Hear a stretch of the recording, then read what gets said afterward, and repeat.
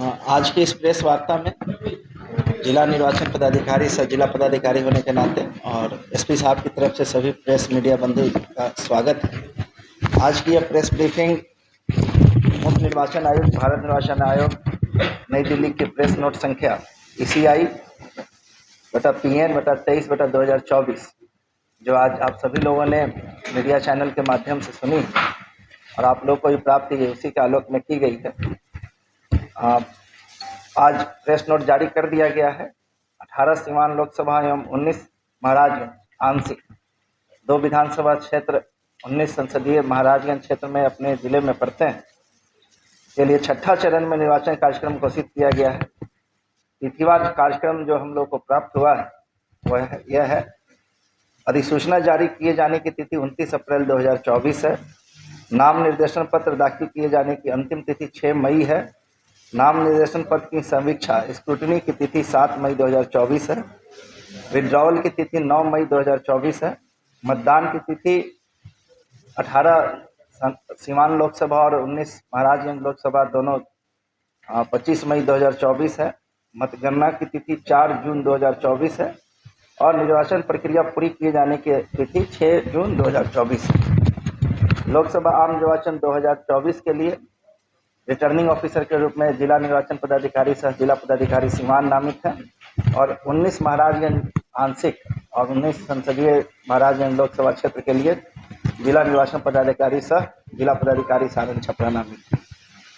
अपने जिले में लोकसभा निर्वाचन 2024 के लिए अधिसूचित सहायक निर्वाचन पदाधिकारी घोषित किए गए हैं, जिसमें 18 सीवान के तहत 105 सीवान विधानसभा के लिए अपर समाहर्ता सीवान है, 106 जेरादेही के लिए DCLR सीवान सदर है, 107 दरौली के लिए जिला पंचायती राज पदाधिकारी सीवान है, 108 रघुनाथपुर के लिए अनुमंडल पदाधिकारी सीवान सदर है, 109 दरौंदा के लिए उप विकास आयुक्त सीवान है, 110 बरहरिया के लिए जिला विभाजन पदाधिकारी।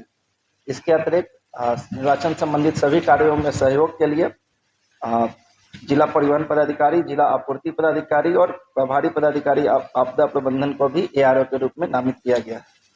19 महाराजगंज आंशिक के लिए 111 गोरिया कोठी के लिए उप महार्ता भूमि सुधार उप समाहर्ता महाराजगंज है और 112 महाराजगंज के लिए अनुमंडल पदाधिकारी महाराजगंज।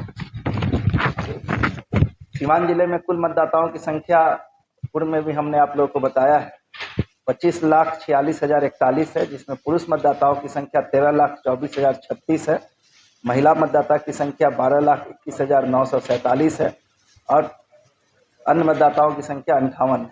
कुल सर्विस वोटर्स की संख्या 7,277 है, जिसमें पुरुष सेवा मतदाता 6,861 है और महिला सेवा मतदाता की संख्या 416 है। पूरे जिले में 8 विधानसभा क्षेत्र मिला के मतदान केंद्रों की संख्या 2531 है, जिसमें 18 सीवान लोकसभा निर्वाचन क्षेत्र अंतर्गत पड़ने वाले मतदान केंद्रों की संख्या 1868 है और महाराजगंज के जो आंशिक सीवान में 2 विधानसभा क्षेत्र है उसमें मतदान केंद्रों की संख्या 663 है। यदि मतदाताओं की बात करें तो 18 सीवान लोकसभा क्षेत्र में पुरुष मतदाताओं की संख्या 9,82,273 है, महिला मतदाताओं की संख्या 9,04,983 यानी कि कुल 18,87,311 है। 19 महाराजगंज के 2 विधानसभा क्षेत्र जो सीवान में पड़ते हैं उसमें पुरुष मतदाताओं की संख्या 3,41,763 है और महिला की संख्या 3,16,964, कुल 6,58,727। जिला अंतर्गत कुल मतदान केंद्र भवनों की संख्या 1502 है, जिसमें 18 सीवान में 1078 और 19 महाराजगंज में 424 है। आपको बताना चाहेंगे कि जैसे ही प्रेस नोट जारी होता है, मुख्य निर्वाचन आयुक्त महोदय का संबोधन होता है, उसके बाद कुछ कार्य हम लोगों को आज के दिन से ही प्रारंभ कर दिए जाने हैं, जिसमें सबसे पहला काम हम लोग प्रेस ब्रीफिंग अपने प्रेस बंधुओं के साथ करते हैं। उसके बाद आज ही हम लोग सभी राजनीतिक पार्टियों के साथ MCC के स्टैंडिंग कमेटी की बैठक करेंगे, जिसमें उन लोगों को MCC संबंधित सारी जानकारियाँ उपलब्ध कराएंगे। इसके साथ आज ही MCC लागू होने के साथ जितने भी पब्लिक प्राइवेट बिल्डिंग्स हैं, सरकारी बिल्डिंग, उस पर जो भी बैनर पोस्टर जो MCC के वायलेशंस में आते हैं उसको हटाने का हम लोग काम करते हैं। 24 घंटे के अंदर में हम लोग को सभी सरकारी भवनों से ये हटा लेना होता है। 48 घंटे के अंदर से सभी पब्लिक प्रॉपर्टी से हटा लेना होता है और 72 घंटे के अंदर में सभी प्राइवेट बिल्डिंग से भी यदि इस तरह का कोई वायलेशन का कोई होर्डिंग पोस्टर बैनर है तो उसको हटाने का निर्देश। आज से ही सिंगल विंडो का जो हमारा कोषांग है वो एक्टिवेट हो जाएगा। डिस्ट्रिक्ट कंट्रोल रूम को भी आज से ही हम लोग फंक्शनल कर देंगे। इसके बाद सी विजिल जो भारत निर्वाचन आयोग के द्वारा एक प्रमुख ऐप है जिसके माध्यम से यदि कहीं पे किसी प्रकार का एमसीसी वायलेशन हो रहा है तो कोई भी आम जनता या कोई भी व्यक्ति उसको उस पर अपना कंप्लेन दर्ज कर सकते हैं और हम लोग की जिम्मेवारी है कि 40 मिनट के अंदर उसका निपटारण करें। तो सी विजिल भी आज से एक्टिवेट हो जाएगा। कंप्लेंट मॉनिटरिंग कंट्रोल रूम भी 24/7 आज से प्रारंभ है। 1950 पे भी आप लोग कंप्लेन कर सकते हैं। आम जनता से अनुरोध होगा कि किसी प्रकार की कोई बात या शिकायत हो तो वो सालों भर चालू होता है और आज से विशेष रूप से उसको हम लोग करेंगे। आज से ही हमारे सभी फ्लाइंग स्क्वाड एसएसटी की टीम्स एक्टिव हो जाएगी। जगह जगह पे जो चेकिंग्स होती हैं वो प्रारंभ कर दिया जाएगा और कुछ रिपोर्ट्स वगैरह हम लोग को भेजने होते हैं जो आज से हम लोग भेजना शुरू करेंगे। आप लोग को पूर्व में ही बताया गया है कि टोटल फ्लाइंग स्क्वाड्स की संख्या यहाँ 32 है। एसएसटी हम लोगों ने 24 बनाया है और वीएसटी 24 है, वीबीटी 8 है और एक्साइज की टीम 10 है। उसके बाद जिले में इस बार कुल 4 डिस्पैच सेंटर बनाए गए हैं जहां पे मतदान के ईवीएम्स को हम लोग डिस्पैच करेंगे, जिसमें 18 सिवान के लिए लोकसभा क्षेत्र के लिए वीएम उच्च विद्यालय सह इंटर कॉलेज में 105 सिवान विधानसभा क्षेत्र और दरोगा प्रसाद राय इंटर कॉलेज में 106 जिला। महाराजगंज के आंशिक 2 विधानसभा क्षेत्रों के लिए स्वामी कर्मदेव जमुना राम उच्च विद्यालय एवं मध्य विद्यालय महाराजगंज को चिन्हित किया गया है। आज प्रेस नोट जारी होने के साथ ही जिले में आदर्श आचार संहिता के साथ संपूर्ण जिले में 144 का भी आदेश निर्गत होगा थोड़ी देर में, जिसके तहत जो भी आदेश दिए जाएंगे आप लोगों के माध्यम से सभी आम जनता से और राजनीतिक पार्टियों से अनुरोध होगा कि 144 के आदेश में निहित सभी आदेशों का 100% अनुपालन करना सुनिश्चित करेंगे। इसके बाद हम एसपी साहब से अनुरोध करेंगे कि विधि व्यवस्था के संदर्भ में जानकारी आप लोगों को उपलब्ध कराएंगे।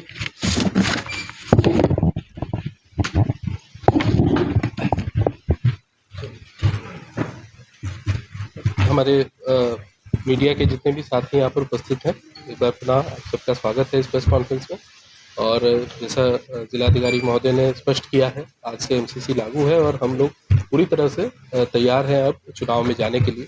इस तैयारियों के बारे में विधि व्यवस्था के दृष्टिकोण से कुछ महत्वपूर्ण कुछ आंकड़े हैं और कुछ और तैयारियां भी हैं जिसके बारे में मैं आप लोगों को बताऊंगा और कुछ बातें मैं आम जनता से कहना चाहूँगा जो आपके माध्यम से आम जनता के बीच जाएगी।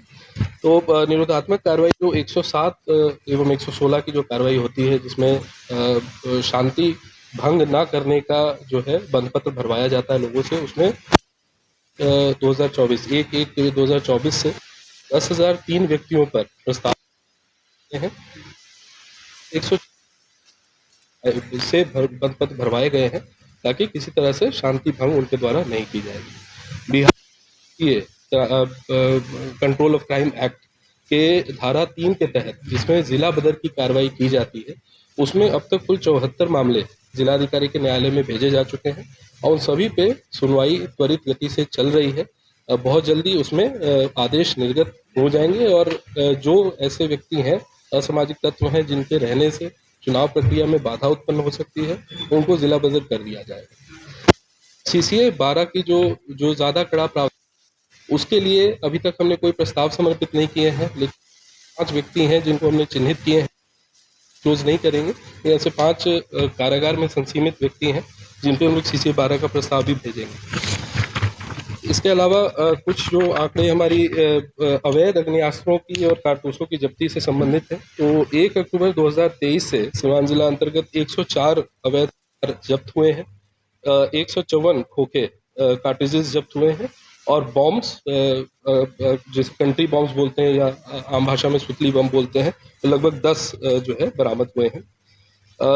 आर्म्स लाइसेंस जो अनुज्ञप्ति प्राप्त, उनके संबंध में मैं बताना चाहूँगा कि जिले अंतर्गत कुल 4,492 लाइसेंसी हथियार हैं, जिनमें से वेरिफिकेशन के 2 स्टेजेस पार कर चुके हैं और हम लोग का ये आंकड़ा 3,181 पे पहुंचा है। एक आखिरी मौका भी दिया गया है। जिन लोगों ने अपनी हथियारों को अभी तक वेरीफाई नहीं कराया है उनको एक आखिरी मौके के रूप में 18 से 20 तक की डेट दी गई है। अब भी इस डेट में भी जो लोग वेरिफिकेशन के लिए उपस्थित नहीं होते हैं अपने हथियार के साथ, उनका बिल्कुल समरेरली उनका जो है हथियार जमा करा लिया जाएगा और अनुज्ञप्ति जो है वो उसको कैंसिल करने की कार्रवाई की जाएगी। उसके अलावा कुछ मैंने आप लोग की सहूलियत के लिए भी एक हैंडआउट आप लोगों को कुछ इम्पोर्टेंट धाराओं के बारे में आप सभी ने निर्वाचन आयुक्त महोदय की का संवाद सुना होगा प्रेस कॉन्फ्रेंस के माध्यम से। जैसा उन्होंने कहा, मैं एक उस बात पे थोड़ा रिट्रेट करना चाहूँगा कि निष्पक्ष चुनाव और एक तनाव रहित माहौल में ये भी आवश्यक है कि कोई ऐसी किसी पर पर्सनलाइज अटैक, किसी समुदाय विशेष पे, किसी जाति विशेष पे इस तरह के अटैक्स नहीं हो। तो इसके लिए जो भी कानूनी प्रावधान है उसके संबंध में एक सूची आप लोगों को भी उपलब्ध कराई गई होगी। मैं एक आध चीज़ें पढ़ सकता हूँ इसमें से। जैसे एक धारा 505 public mischief, statements conducing to public mischief, अगर इस तरह की कोई भाषा, कोई वाक्य प्रयोग में आता है जिसमें कि जातीय तनाव उत्पन्न करने की क्षमता है, वो इस धारा आईपीसी की 505 धारा के तहत दंडनीय है। इसके अलावा 153A है, दूसरे भिन्न समुदायों में अगर कोई तनाव उत्पन्न करने की कोशिश करता है। और इसी के साथ कुछ करीब 12 से 15 धाराएं यहाँ पर रिप्रेजेंटेशन ऑफ पीपल एक्ट एवं इंडियन पीनल कोड की दी गई हैं। मूल बात इतनी है कि चुनाव को एक निष्पक्ष तरीके से तनाव रहित माहौल में पूर्ण कराना है और कोई भी ये नहीं समझे कि चुनाव के मौके में वो कुछ भी बोल करके और अराजकता फैला सकते हैं या विधि व्यवस्था को प्रभावित कर सकते हैं। विधि व्यवस्था पूरी तरह से नियंत्रण में है और रहेगी। और मुझे इसी के साथ मैं आप लोगों को धन्यवाद देना चाहूँगा, अपनी वाणी को विराम देना चाहूँगा। मैं अपेक्षा ही करूँगा कि बिल्कुल एक शांतिपूर्ण तरीके से चुनाव कार्य संपन्न हो। धन्यवाद। दिया गया है, ठीक है, अभी दे दिए। अच्छा, मिल जाएगा। 74 प्रस्ताव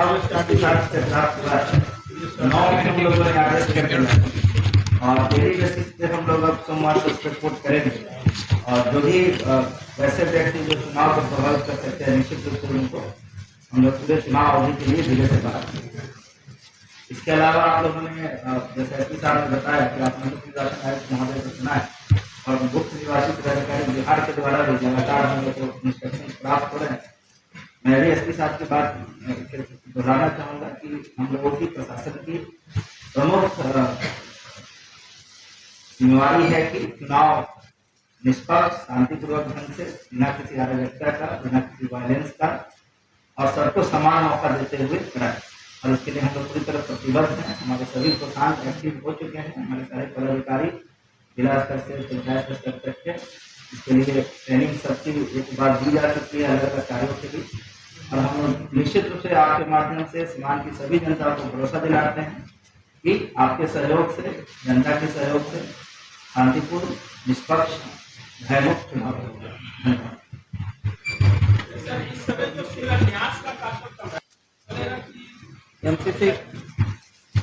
एमसीसी लगने के बाद